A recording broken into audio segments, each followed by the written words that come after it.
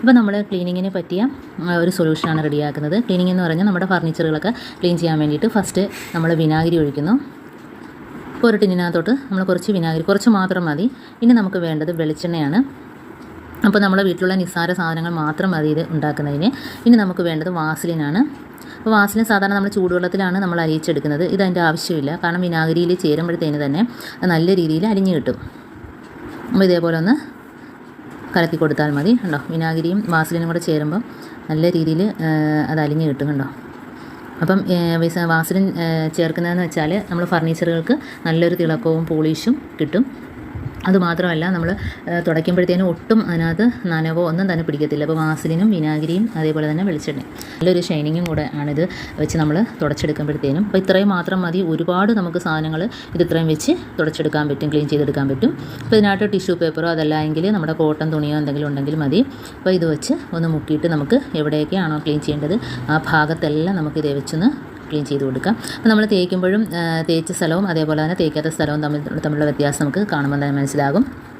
ഉണ്ടോ, വെറുതെ നമ്മൾ ഒരുപാടിട്ട് ഉരച്ച് തേക്കുകയൊന്നും വേണ്ട. അപ്പോൾ നല്ലൊരു ഷൈനിങ്ങിന് വേണ്ടിയിട്ട് ഇത് ഒന്ന് തൊട്ട് കൊടുത്താൽ മാത്രം മതി. അപ്പോൾ ഇതേപോലെ ഷോക്കേഴ്സിൻ്റെ സൈഡിലത്തെ ഭാഗത്താണ് ഞാൻ തുടച്ചു കൊടുക്കുന്നത്. നല്ലൊരു തിളക്കമാണ്. ഈ തിളക്കമാണെങ്കിൽ ഒരുപാട് നാൾ ഇത് നിൽക്കുകയും ചെയ്യും. എപ്പോഴും ഇത് ഇങ്ങനെ ചെയ്യേണ്ട കാര്യമൊന്നുമില്ല. അപ്പോൾ അതേപോലെ തന്നെ നമ്മുടെ കുഷ്യൻ സെറ്റിൻ്റെ സൈഡ് ഭാഗം, ഹാളിലെ ഡോറൊക്കെ ഇതുപോലെ ഇടയ്ക്ക് ചിലന്തി വലയൊക്കെ ഉണ്ടെങ്കിൽ തന്നെയും ഇത് വെച്ച് തുടച്ചു കൊടുത്താൽ പിന്നെ കുറേ നാളത്തേക്ക് നമുക്ക് അങ്ങനത്തെ ഒരു ശല്യമൊന്നും ഉണ്ടാകത്തില്ല. നമുക്ക് തേക്കുമ്പോൾ തന്നെ അറിയാം നല്ലൊരു ഷൈനിങ് ആണ്. കണ്ടോ, അതേപോലെ പോളിഷ് ചെയ്യേണ്ട കാര്യമില്ല, ഇത് മതി. അപ്പോൾ ഇതിന് മുമ്പ് ഞാൻ ഫർണിച്ചർ ക്ലീൻ ചെയ്യുന്നത് 2-3 വീഡിയോ ഇട്ടിട്ടുണ്ട്.